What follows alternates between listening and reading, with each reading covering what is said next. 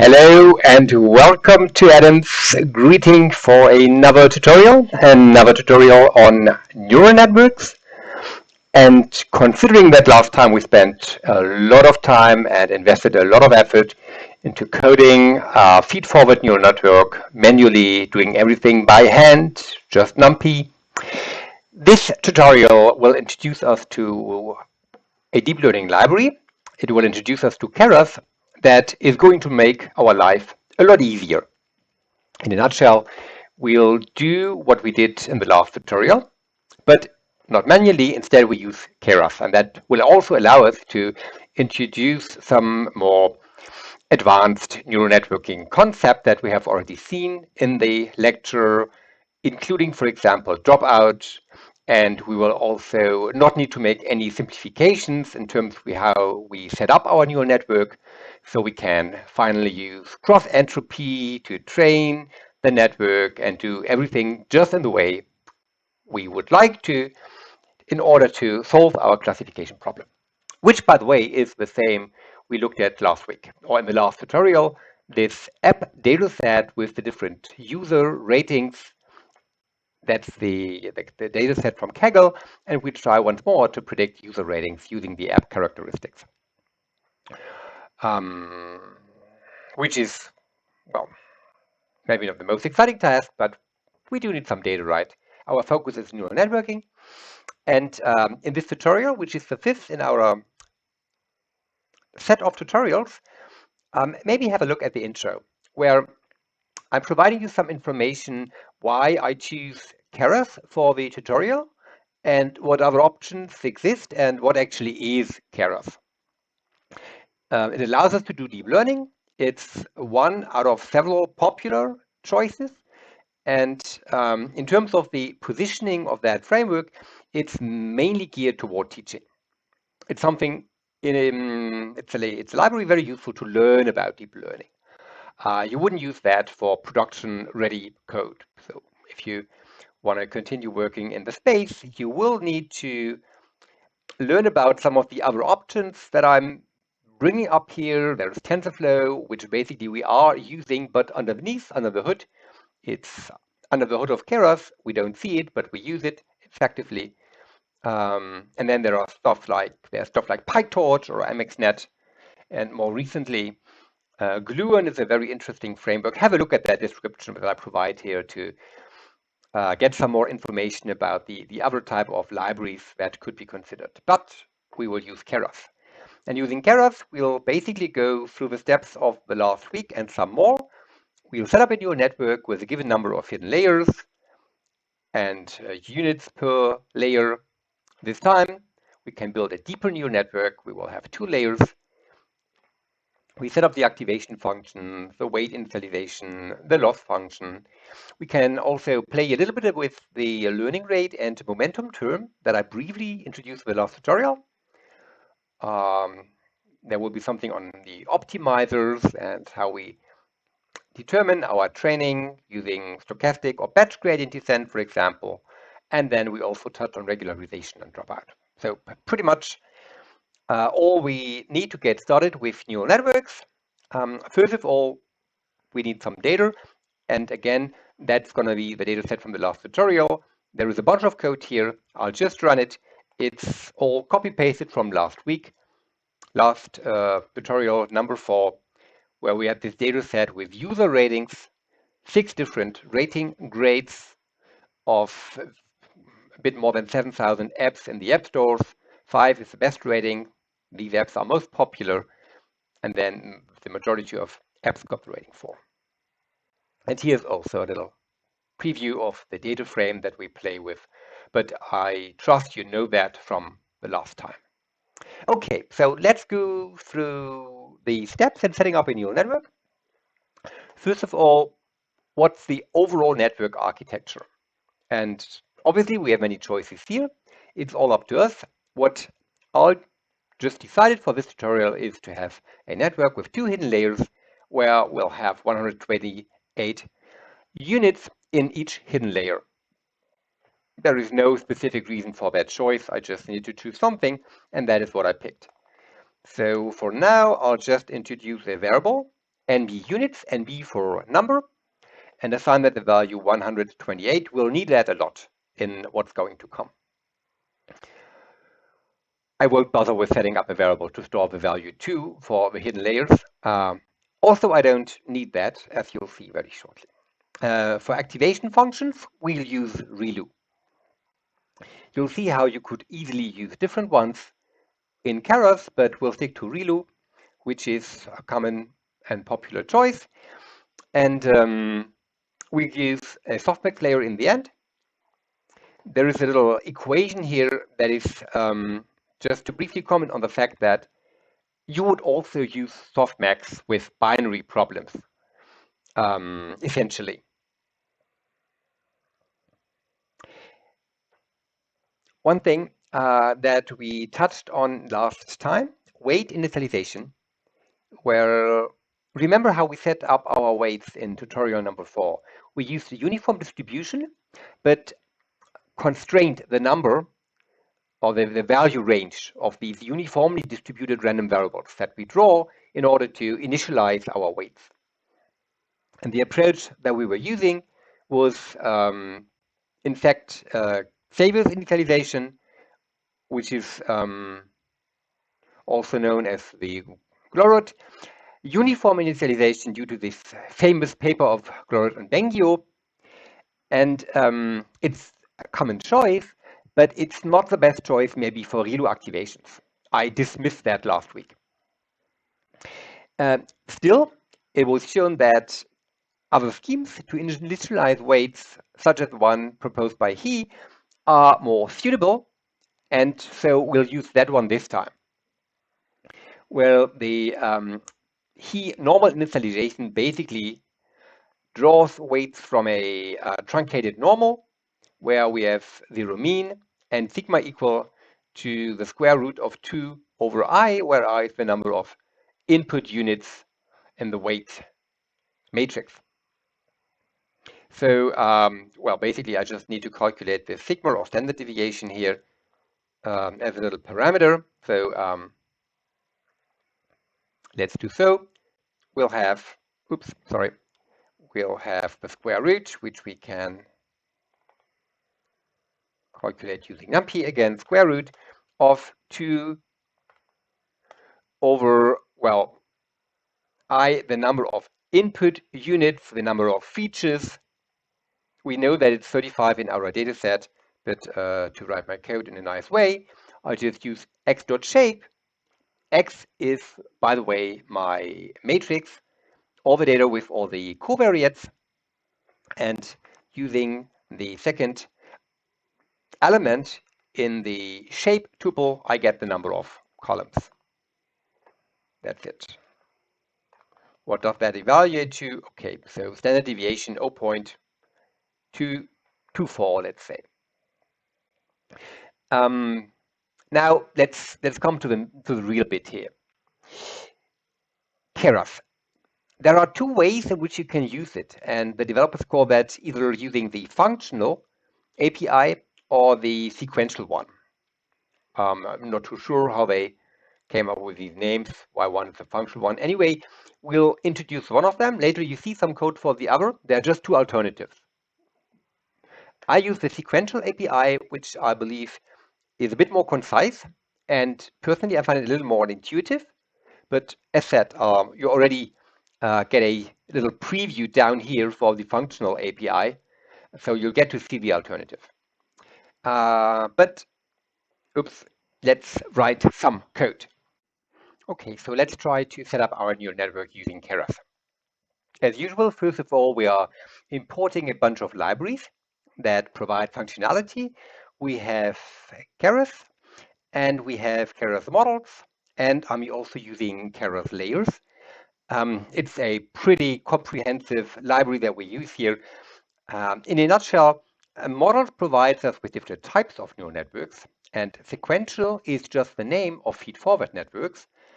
And in layers, we find the different types of layers we can make use of, such as a dense layer, which is a fully connected layer. These type of layers we basically use in feed-forward networks.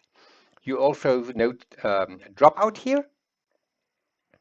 And then we have other types of layers, activation layers, flattening, more on that later. I want to walk you through the way of setting up a neural network using Keras. And first of all, we are basically creating an object that stores our neural network. And this object is exactly of the type sequential. That is to say, we are using this class sequential and creating an object of that class that is gonna representing our neural network. And to this neural network, we now have to add layers, setting it up bit by bit.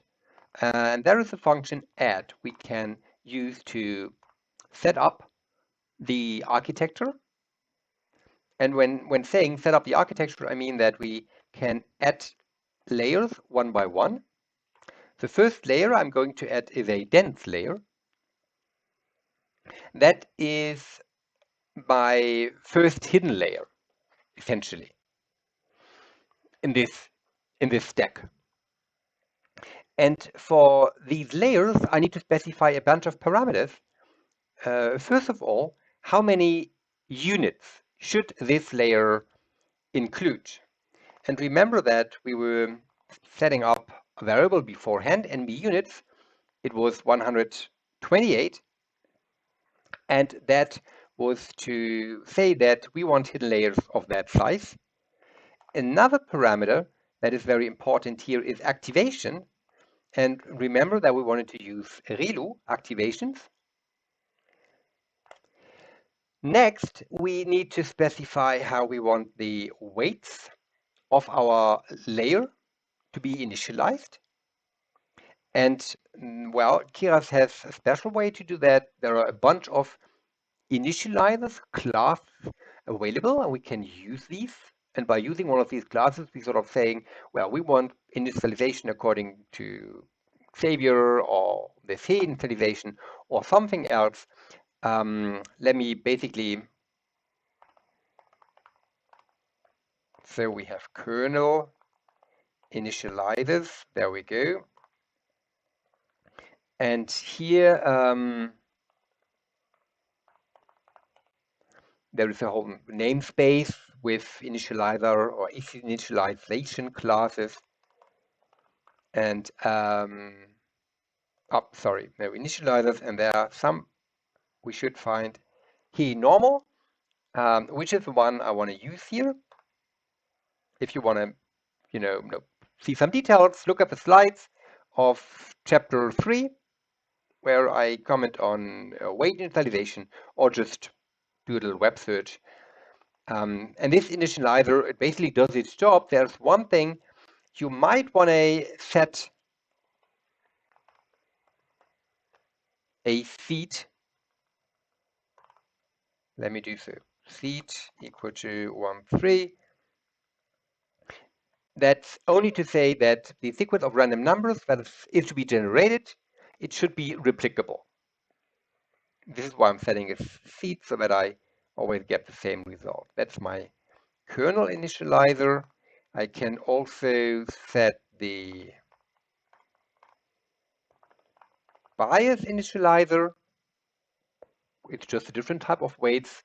Yet here, for now, I'll just use all weights in or all biases equal to 0 for start. And then we need one more thing in this layer. Since it's the first layer in our architecture,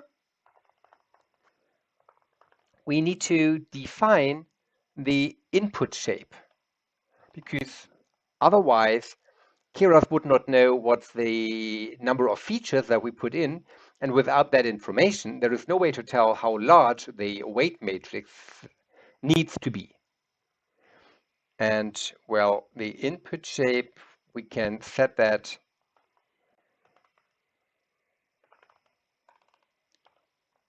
referring to our data, which is stored in the variable x, and then shape 1 gives me the number of features. Well, no miracle here, it's 35, and that should be it. Let me check.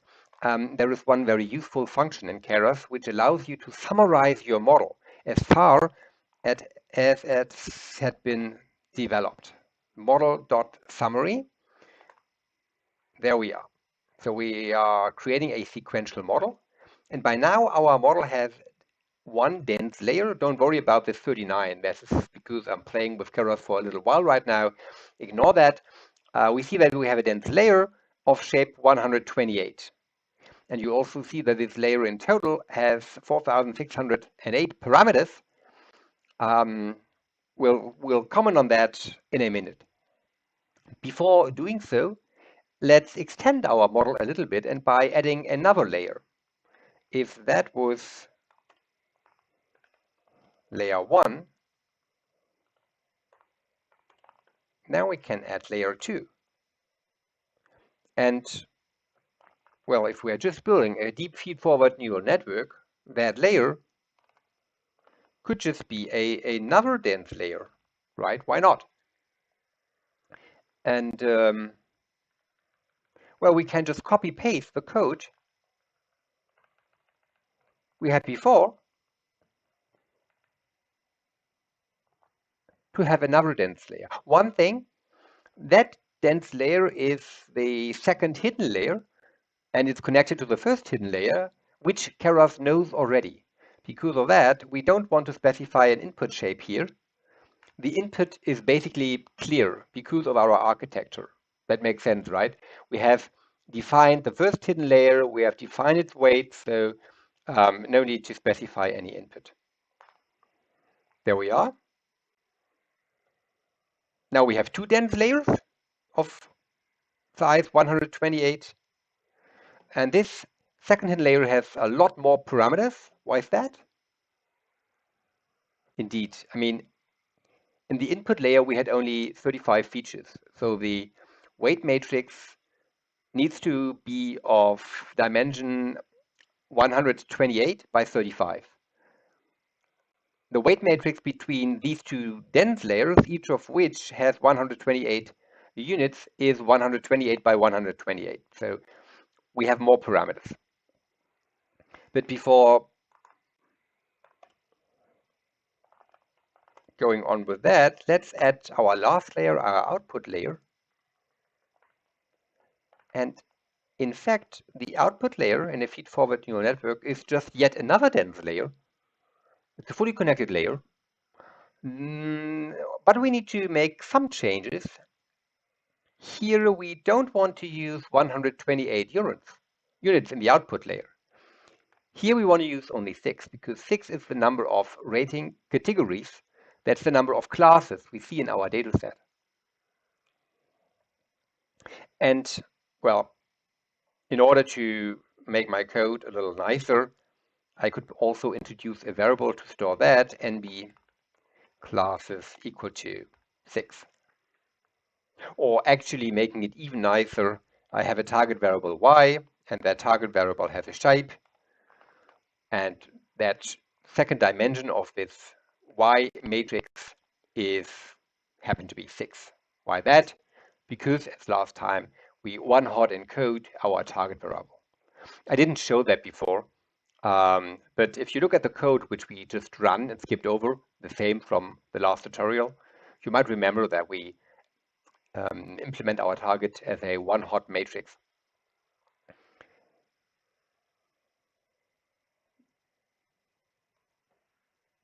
Here we have some code to show that, right? Y.shape. Okay, so we use this many units in the output layer, and our activation in the output layer, that's not ReLU anymore. Actually, that was a simplification of last week, right? To use ReLU also as output layer activation because of its simpler derivative. But now we don't do that. Now we have access to Keras. We use our softmax here. And that stresses the point, I believe, that softmax is essentially the same as, or you can think of softmax as the activation function of the output layer units.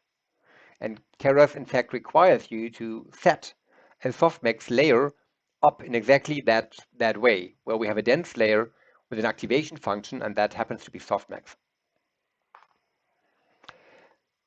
And now our architecture should be complete. I hope it is. Let's check. Looks good, right? We have two hidden layers and an output layer. We have this status here, and we have a bunch of parameters. Close to 22,000 free parameters in total that we are about to estimate, that we need to train here with our data set. Quite a lot. And it's maybe a good exercise to try and make sense out of these parameters.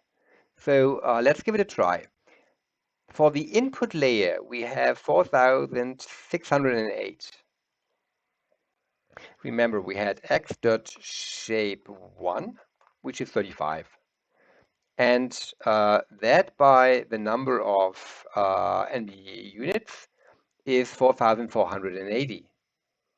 So price question. No, I don't have a price to offer, sorry. Why is that not the same? What are we missing? We're missing, let's see, what we are missing. Oh, look at these numbers. We are missing exactly 128 parameters. And that makes so much sense because if we want to calculate these parameters by hand, then we need to add the number of hidden units. Because we also have bias neurons or bias units. That is the right way to calculate the number of parameters. And now it works out.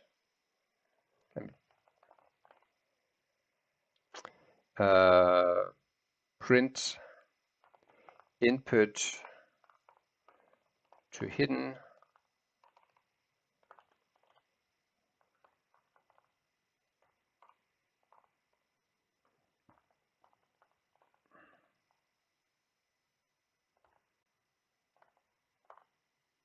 Okay. And now the rest should be easy.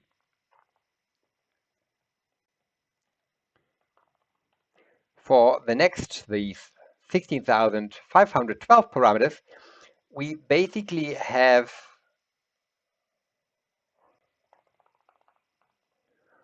a weight matrix connecting this big hidden layer to another big hidden layer. So we have 128 to the power of 2. And also we have biases, and this time we won't forget them and rather incorporate them right away in our calculations. And ta-da, there we are. One more hidden to output. That is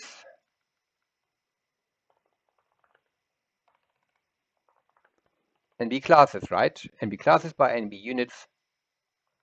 And now plus, it's not NB units anymore. We have 6 units in the output layer. And then we also need one bias for each of these units. So that should give us the number we look for, 774. And ta-da, there it is. So I hope this convinces you that this architecture from the neural network does make sense.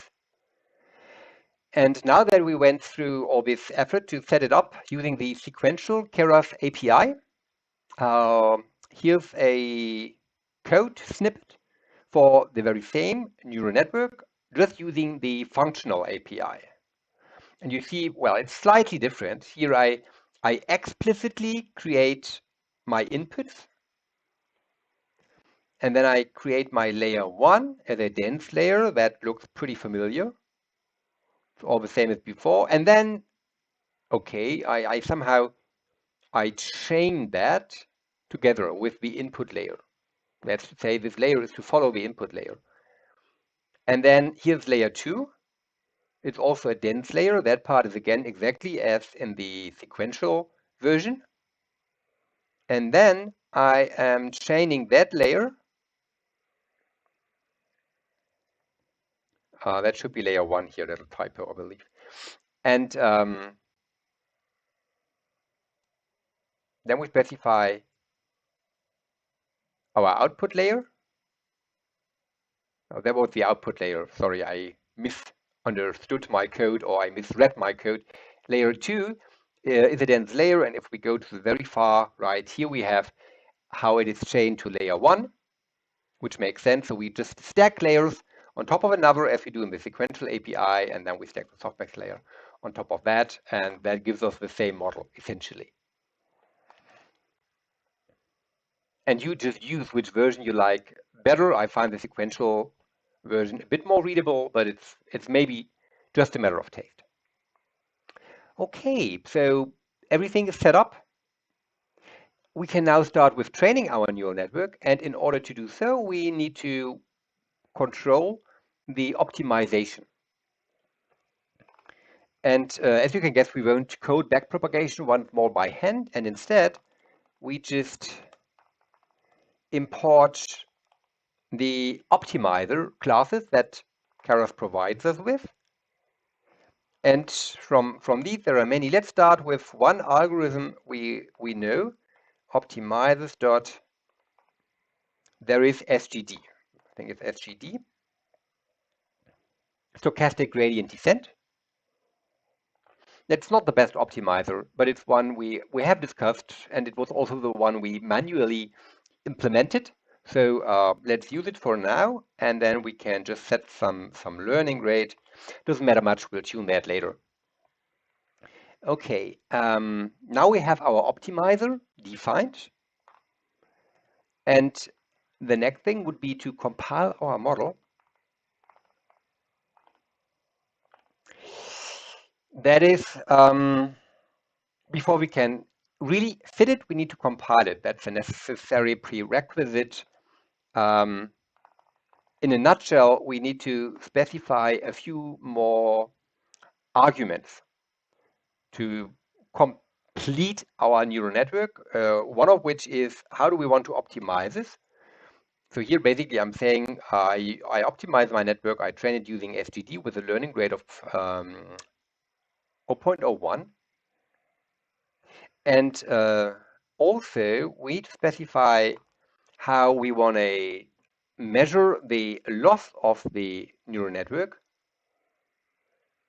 And you can look through the documentation to see what options are exist here for loss. It depends on our problem. String, name of the objective function, or lost instance, C, losses. Losses could run a web search, but not needed. What we use is, well, cross entropy, and that is known to Keras as categorical cross entropy. That's just the name under which we find the CE function. And last, we need to specify the metrics for which we want to train, or more specifically, the metrics we want to watch also. And there is accuracy for classification problems. And you see the effect of that in a minute. I mean, the metrics for which we train, that's obviously the loss function, right? We train to minimize loss in terms of cross entropy, but we can specify a bunch of metrics that will get reported during the fitting of our neural network, which is nice to diagnose, for instance, overfitting. So that should be that bit. Now the model is compiled, and when we train it, we can decide on how long we train it, setting the number of epochs, and also the batch size if we want to use batch gradient descent. So when I say SGD above, stochastic gradient descent, strictly speaking, stochastic gradient descent uses a single training example, but that is not the interpretation of Keras. In Keras, stochastic gradient descent is just any type of gradient descent. And then if you really want to use pure stochastic or online gradient descent, then you would basically define a batch size of 1. But I don't want to do that because that's often gives us too noisy a signal of the gradient. So I'll go for a batch size of 56. playing a little bit around with the data beforehand, trying to find some somewhat reasonable values. And let's say we train our network for 30 epochs. Okay, almost done. Let's now fit the model. That's the next key function in the chain. Compile was the previous one. Before we compiled the model, we were building it up bit by bit. Now we fit it. Everything comes together. To fit it, we need some data. Previously, I split my data in training and test, as we did last time, and that gave me the variables xtrain, ytrain. Now we also specify the batch size using 56, which we have in the variable batch size stored, and we specify the number of epochs, which also is living in a variable by the same name. Is it epoch? Yeah, epoch.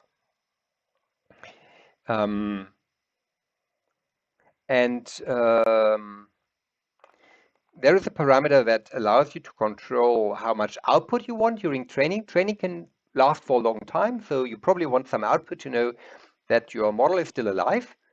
Verbosity equal to 1 is a common choice. You'll see the consequence in a second. And the last bit is, if you want your neural network to give you some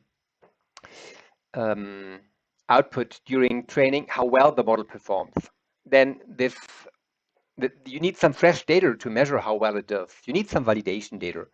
And you can either draw that from the training data by specifying a validation split, or what you also can do is to basically input validation data as a tuple, x and y,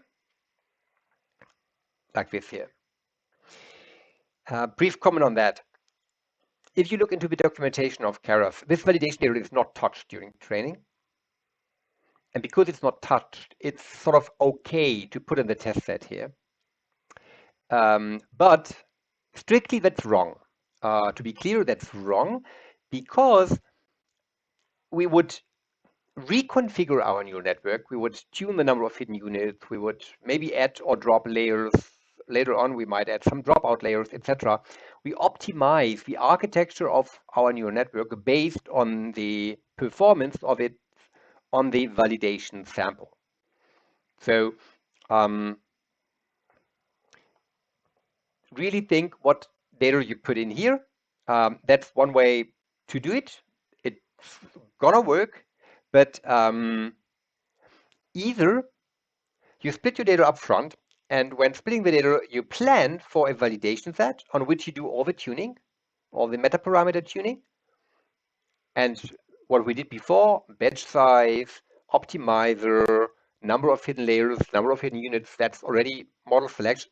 Tune it on the validation data, and then you hold back some test data that you don't touch until your model is fully specified. Specifying validation data explicitly is useful when you want to use the same validation set for a bunch of different models. And in a controlled experimental design, that is what you want. Else, if you don't care and just want to use some validation data, the easiest way to do so would basically to say here, validation split, and then you pick some value. You pick, I don't know, 10% or 20% of the training set randomly. I want things to be more controlled this time, so I'll leave the test data here, but know that in a proper setup, that would be a way of overfitting or manual overfitting, because you as a human being would overfit your test set. That's wrong. Don't do that in your assignment. Okay, does it work? Yep, it does. So by kicking that off here, you get this type of output. That's the typical protocol that Keras is giving you for each epoch. And we train for 30 epochs. We have some information on the time it takes, and we have the loss, which is cross-entropy loss, and the accuracy, because I said earlier on that I want Keras to report accuracy as well. And we have these two numbers again for the validation data. And well, basically the idea is to diagnose the neural network. This is why it's done that way. After 30 epochs, my network has trained, and it gives me an accuracy of 71%, which is okay, I believe. And well, the next thing we would like to do is maybe to test and check our model performance a bit more comprehensively. Let me show you some ways. First of all, there is a way to just use a function evaluate, model.evaluate, and we would evaluate it on some data. And once more, here you should use different data. I don't want any output here, so I'm setting verbosity to 0. And that gives us a list with 2 elements. And the structure of that, of this object here, score, it depends on how you configure your neural network. You will always have the loss as one result value. And because we set up our neural network beforehand to give us accuracy, we also have accuracy. And you can set up the neural network such that you get multiple performance metrics reported. And then this list here score would also have multiple elements, one for every metric, plus one for the actual loss, which is the value of your loss function on the data that you put in. And that's one way to evaluate your model. But if you look closely, you notice that in the last epoch, we got a test set accuracy of 71%. And that's exactly what we have here. That is exactly this 72% test set accuracy. And also the value of the loss function on the test sets works out 0.95212, 0.9521. So that is a bit futile what I'm doing here. I just wanted to show you this way we can evaluate our model, and this allows us to pull out on any type of data the performance metrics that we defined as relevant when setting up the network. That's one way of doing it. Another way of doing it, and I need to go back to revisit my, what I didn't do, and that was not a good idea, the function fit would also provide a rich output, but I didn't extract it. I should create a variable to store the output of my fit function. Let me run that again. And then this object that I'm creating here, story, will allow me to create some nice graphs about train and validation set performance, those type of graphs that you typically see when reading neural networking papers. Are we done? Yeah, we are done. So let me show you this. Story. Oops. So that's an object of type callback. The callback function, that's a specific type of programming construct that Keras makes much use of. And in that object here, in fact, we find a dictionary. Note that this is a dictionary. You note it from the curly brackets, where we have the validation loss, and further down we find the validation accuracy for all the different epochs. And that's quite nice. As you know, with dictionaries, you can query what keys exist, and we have these arrays here, the validation losses per epoch and accuracy per epoch, and the same for the training set. And then you can write some custom functions that pull out this information and process it in every way you want. I have two examples here. I have one example which just creates us a graph of the training and test set accuracy, if that interests you. And one take home from this graph is it looks weird, looks very wiggly, and that is because accuracy is not really giving us a stable signal.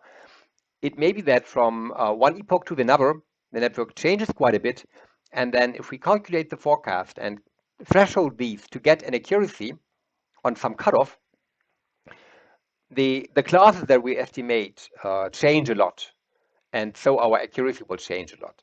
Let me show you a better way. I have another function, so history, which gives us the accuracy, but also the evolution of the loss, the cross entropy loss. And when you want to diagnose, have I trained enough?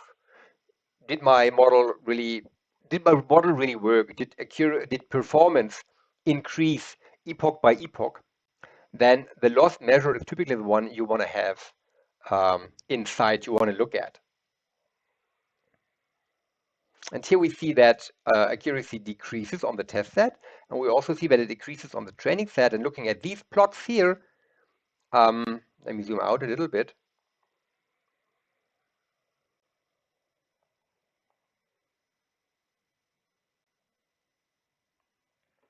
The clear message would be that we need to continue training because we have this steep descent, steep decrease of the loss, but we've only trained for 30 epochs. Apparently, it would have been beneficial to train longer.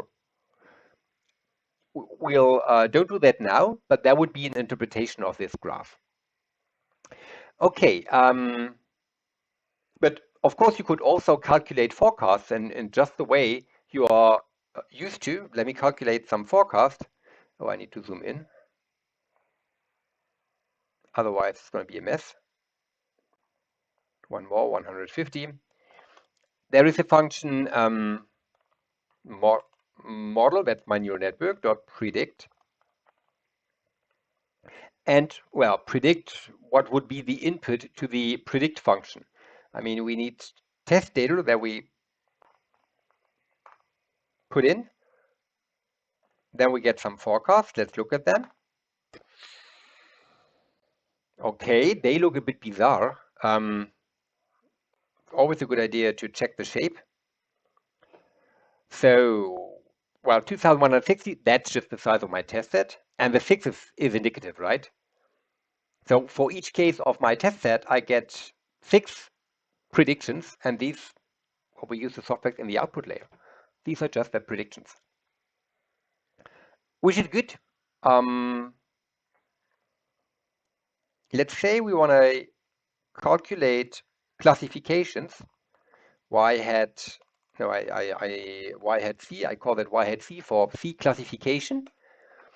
What we could simply do, because we have all the probability estimates in one column per row, we could use the function argmax. We just pull out we just look for the maximum value per row. To make sure that it's per row, I need to specify the axis and set that to 1. And then this gives me an array. Here it's all 4s, which is because our network has a tendency to predict the value of 4 all the time. And that is also something that you can then use with other tools to calculate, let's say, threshold metrics like accuracy, classification error, recall, precision, etc. I'm demonstrating that here. I'm creating a classification report using scikit-learn functionality, defining my true labels exactly as before, just looking at the test set, putting out the actual class, and then I have classes and predictions, both discrete, and then I can run this classification report where I basically introduce labels for my target, grade 0, grade 1, etc. These are the rating grades, how many stars the users have given each app.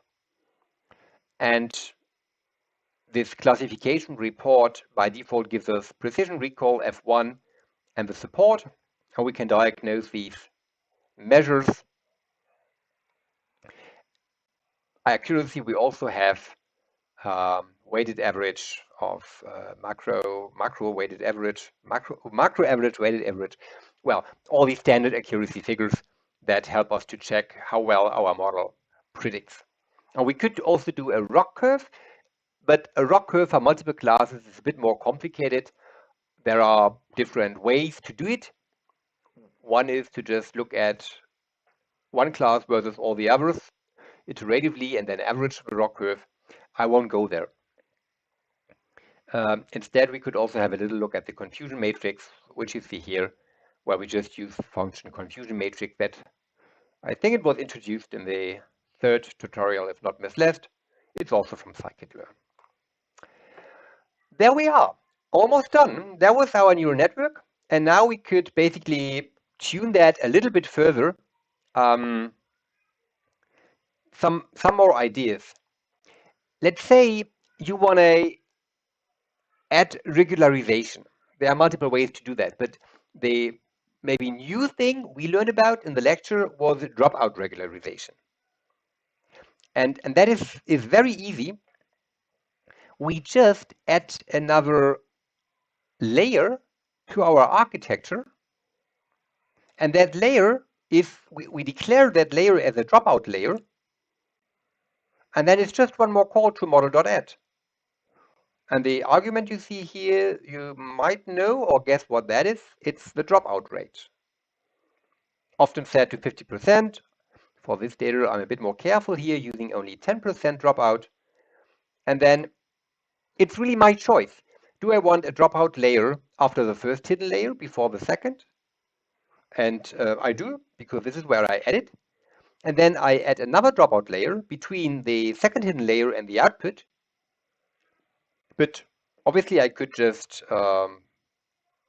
kill that layer, bypass it.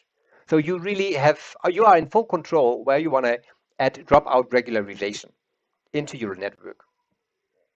Obviously, you don't know upfront where it proves useful, but that's a different matter. Let's run that. So if we summarize that model, we see how its architecture has changed. These outputs are really useful. Dropout has no parameters, right? We just kill a random set of 10% of all the hidden units in backpropagation and ensure that there is no gradient signal flowing along the edges of our neural network for the dropped out units. But there are no weights to train. So this does not increase the complexity of our network. Instead, the idea of dropout obviously is to reduce the complexity. We just fit the network as usual. Let me kick that off. It's going to be another 30 epochs. And then we can see whether dropout has improved the behavior of our neural network. Are we done? Let's check. Almost done, almost done, almost done. By the way, if you wonder, wow, that's pretty slow, the most of the time goes in producing that output.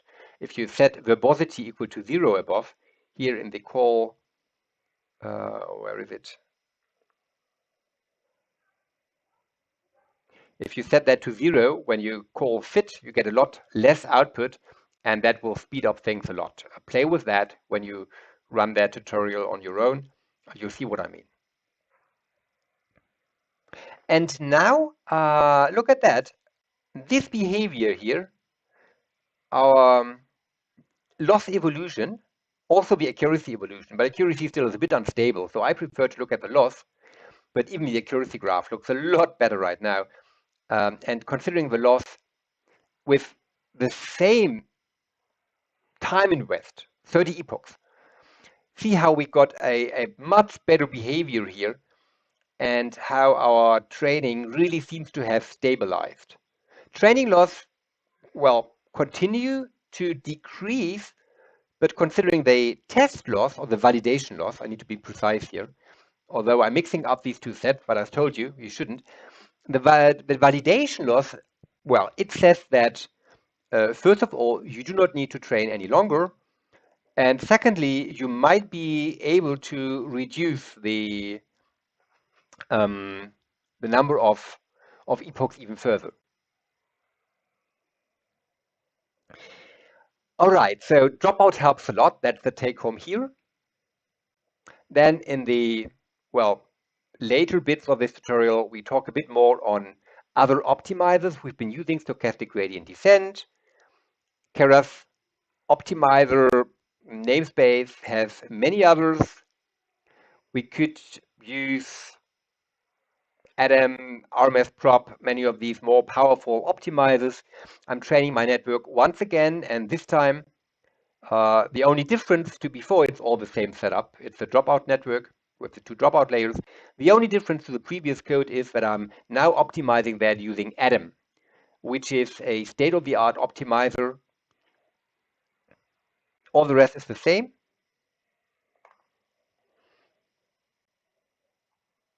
And by the way, that was it.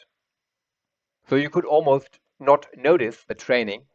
And partly that was because of me not producing all this output, but picking a different optimizer also made a difference here, obviously. Let's look at the performance of our neural network. Oh, I thought I did control the feed. Apparently I did not, because this is a very weird behavior. Something went wrong. Look at that. But maybe it's good. Our training this time is completely off. Something's going very bizarre here. Test set loss increasing. Clearly that is alarming. Something went entirely wrong in this call. Shouldn't be the case.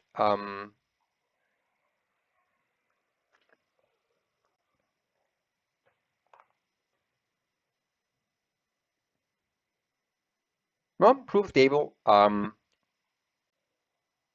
Okay, let me do one thing.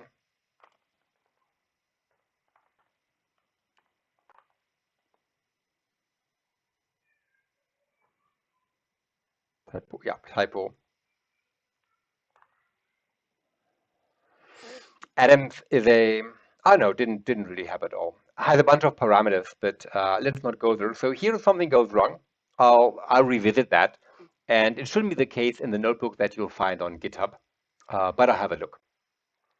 The point, however, was that you can play with the optimizers, and that's also the point of the last run here, where going back to stochastic gradient descent, we introduced two additions, one being the momentum, where we look at path gradients to govern the speed of convergence, or how aggressively or passively we do the updates, making bigger gradient steps in flatter regions of the error surface and holding back the updating in dangerous regions of the error surfaces near cliffs when there is a high curvature. That was the idea of momentum. And the other thing we introduced is a decaying learning rate. That's also a plausible consideration. The learning rate governs the size of your steps, right? In gradient descent. And the idea of decay is that you start with making bigger steps, trying to find your way to the nearest minimum. But eventually, you make smaller steps because you don't want to overshoot. You really want to, when you're near a good region, you want to carefully walk that region and see where is the best spot in your error landscape. That, in a nutshell, is the idea of decaying learning rates. And you can specify a decay schedule in stochastic gradient descent in Keras. And often that's done in this way. You set the learning rate, and then you add a multiplier to the learning rate, 1/1 plus your decay factor, multiplied with the number of epochs. So if decay is 0, obviously this whole term evaluates to 1, and you end up with vanilla gradient descent. But if it's non-zero, then with every epoch, we are basically we are decaying the learning rate a little bit, making it smaller and smaller and smaller. And although a rather simple heuristic, that often works reasonably well. Let's see whether we are lucky. I hope I'm a bit more lucky this time, since the atom example did not work out. Here it's basically the only new bit. The learning rate is as before, but now I specify a decay rate, which I calculate as shown, learning rate over epochs. Just one way to specify that, right? And a momentum term with the parameter mu, no 0.8. And then we just say momentum. This is how we activate immense momentum in stochastic gradient descent. When setting this argument, momentum term will be added, and we are specifying a decay rate.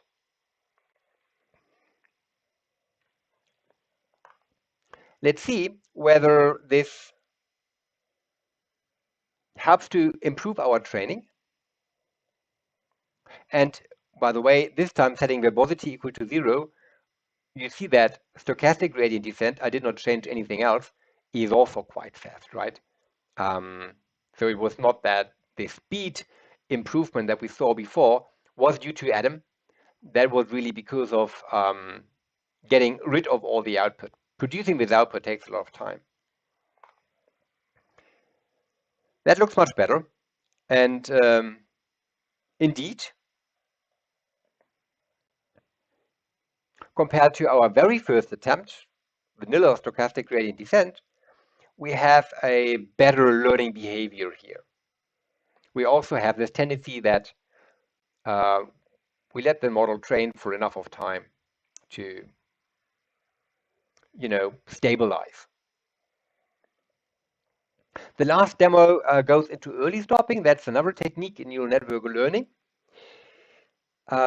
Considering these plots, you notice that the training error shows a tendency to continue decreasing, although the validation error has already stabilized. And to avoid training always up to the maximum, if you specify 100 epochs, training always up to 100 epochs, early stopping allows you to just, stop earlier. You trace the performance on the validation set, and once this stops improving, you basically say, stop, enough, no improvement anymore. That's the idea of early stopping in a nutshell. And you can set that up in Keras. It's a little more complicated than just specifying one more argument, as before with activating momentum or a decay schedule. It's a bit more elaborate. We have to make use of one of these callback functions. And in the call to model fit, we are now specifying the argument callbacks and giving it one object, CB, which is our callback that we defined earlier on. From Keras to callback, there are different types of callback functions. The name is quite telling. A callback function is you kick off a process that takes a long time, training. That can take really a long time, hours, days maybe, if you really crunch big data sets.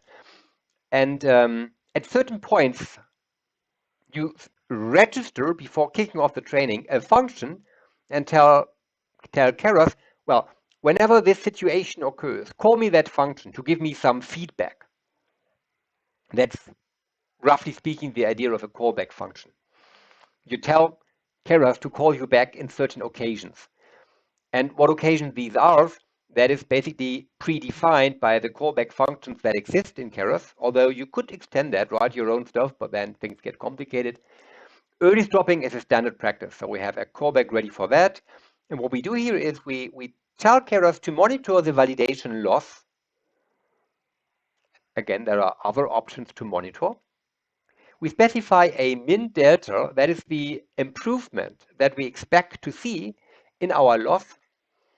And if for 10 rounds, epochs, the improvement does not go beyond that, we stop early. That is the idea. And if you have a look back in the tutorial and consider the magnitude of the loss improvement from epoch to epoch, you would notice that this is a very high value. Let me reduce that and run things. It's, well, other than that, there's no difference. I'm training the same model as before, our 2 hidden layer neural network with dropout. And you see the loss improvement here. It's from, that's the training loss, early stopping. And here's the validation loss, 0.92, 0.928. Well, that's not very healthy, right? So we don't really make any improvement.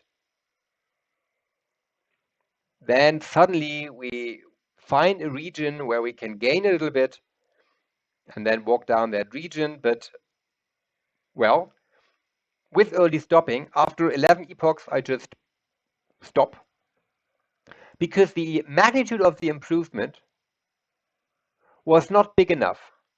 We started with 0.927. Early stopping was, what was it? It was 0.01. So we would expect that we get down to 0.9177.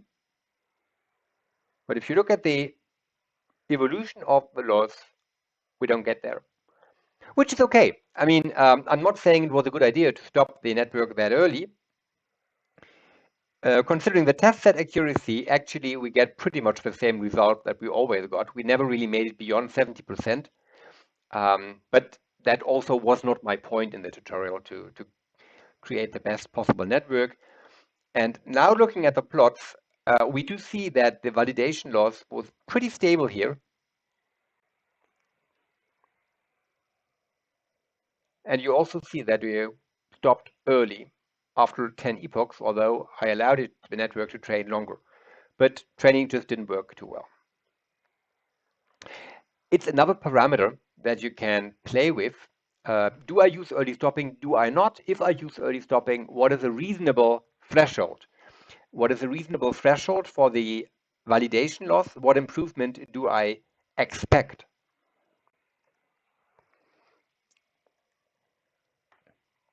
And if you reduce that, and maybe this time we are a little luckier with our training. I've set up a random seed beforehand, so now basically I didn't fix the random seed each time. This means that when we train our model, this time we get a different result. And you do see that behavior, that it's not exactly the same loss as before. That comes from the randomness in neural network training that is inherent to neural network training. But you also see that early stopping kicks in once again, because with this time we are not really lucky with our model and don't really make progress. At one point we had a good result, but then from that sweet spot we basically, is that the right value I'm looking at? No, I'm not, sorry. That was the one. So we never really found a good region here, and our training did not work out too well. And so early stopping stops us again early, which is what it is supposed to do. Okay, let's sum up. Going back to the outline, we did go through the main steps in setting up a feed-forward neural network using Keras. You have code examples how to use Keras for these steps. I admit that my neural network was not the most successful one. I'll continue playing a little bit around with the parametrization, maybe also learning rate, etc., and all the values before making the tutorial available on GitHub. It should be a bit better in terms of training behavior, but generally, you have seen that you need to take many decisions when you use a neural network. And we have seen just now that these decisions really affect our training. the training behavior of our network and the quality of results that we get in the end. And that is not any different when you move on working with other data sets. That's just the rule of the game. And when you use neural networks on your data, you will also have to carefully tune them in a manual to semi-manual way. Here and there, you could consider something like grid search. There are alternatives like random search available, and certainly you have the necessary library to make use of these techniques.